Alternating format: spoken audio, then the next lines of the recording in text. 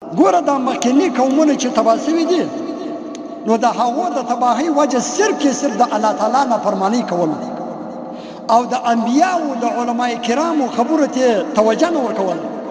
لکه نن سبا چې د علماو خبرې منل اورېدل دا د چا په یاد دي؟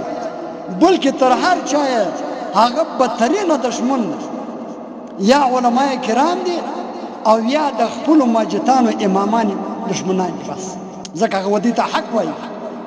نو داسې بدبخته او ذلیله خلک دي بیا د الله تعالی د عذاب په انتظار کښېني چې د علماو عداوت ساتي، د علماو خبرې نه اوري، د علماو خبرو ته توجه نه ورکوي او د خپلو امامانو د علماو سره عداوت او دښمني ساتي، نو هغه دې بیا د الله تعالی و عذاب ته کښېني. دا د الله تعالی و عذاب ته دعوت ورکول دي. ځکه چې داسې د عذاب څخه ډکې واقعات ټولې زموږ مخ ته په قرآن او احادیثو کې وجود لري. البته چې کوم انسان زناکاري کوي دا د الله تعالی سخته نافرماني ده او دا یقیني خبره ده چې الله تعالی مخکني غټ قومونه چې تباه کړي دي نو د هغو د تباهۍ واحد سبب د الله تعالی نافرماني کول او بې حیایي کول او د الله تعالی د حکمو څخه مخ اړول. لکه الله تعالی د بني اسرائیلو د هلاک سوي یو قوم اصحاب السبت دا یې نوم و، د دې په باره کې فرمایي فلما عتوا عن ما نهوا عنه قلنا لهم كونوا قردة خاسئين. الله تعالی وایي هر کله چې دوی سرکشي وکړله، بې حیایي یې وکړله، زما حکمونه تر پښه لاندې کړل، زما د هغه کتاب موافق نه کړو او زما د هغه نبي د اقوالو موافق نه کړو، د هغه کارو څخه دوی مخ نه ګرځوي چې د کومو کارو څخه دوی ما منع کړي وو، یعنی د الله تعالی حکم نه عملي کوي.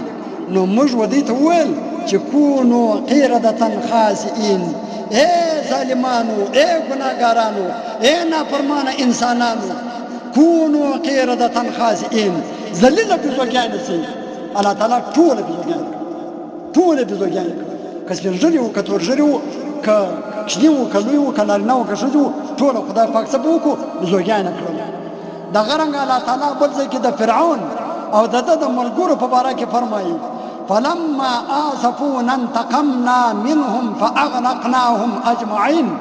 وایي هر کله چې دوی یعنې د فرعون او د دوی ملګرو دا د دوی چې کوم ملګرو د فرعون دوی چې کله زه ناراضه کړم الله تعالی وایي نو موږ په دنیا کې هغو ته دا بدله ورکړله او د هغو څخه مې دا بدله واخیستله چې دوی مې ټول په اوبو کې غرق کړل، حتی چې تر اوسه پورې هغه د عبرت نښانه پرته ده د فرعون علیه اللعنه.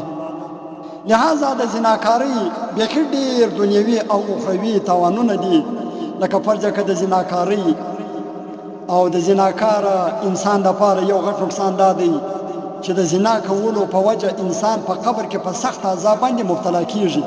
لکه په الزواجر او الکبائر کې دا خبر ذکر ده ان من زنا بامرأة متزوجة كان عليه وعليها في القبر نصف عذاب هذه الأمة استغفر الله. وای بشکه چې کوم چا د واده سوي ښځې سره زنا وکړله نو پر داسې زناکاره ښځې او زناکاره نارینه باندې به په قبر کې د دې امت نیمۍ عذاب ورکول کېږي. الله یعوذ بالله، خدای مې دې وساتي، د نیمۍ امت عذاب و دا 2 کسان ته ورکول کېږي. فإذا كان يوم القيامة يحكم الله تعالى زوجها في حسناته.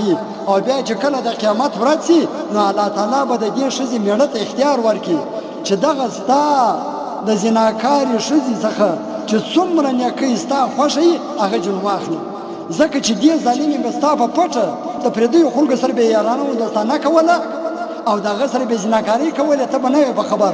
نن چې د دې ظالمې څخه څومره نیکۍ اخلي هغه جون واخلي، نو مېړه به هغه نیکۍ ګرځي جون واخلي، دا به یو مخ دغه پاتې شي وچه ډانچه و جهنم ته به داخل شي.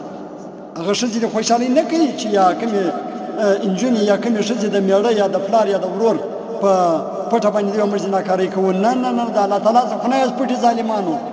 په ورځ د قیامت به هم الله تعالی عذاب درکوي، په دنیا کې به هم ذلیله کېږئ، د انسانانو څخه پټ یاست، د مور و پلار د وروڼو د خویندو څخه پټ یاست.